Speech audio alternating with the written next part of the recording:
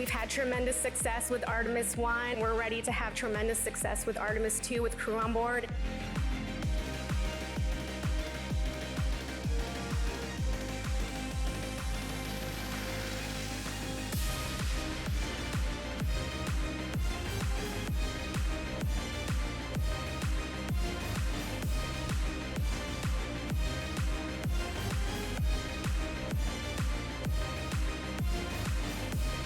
It's incredible, right? So our team has been chomping at the bit, trying to get flight hardware back to KSC.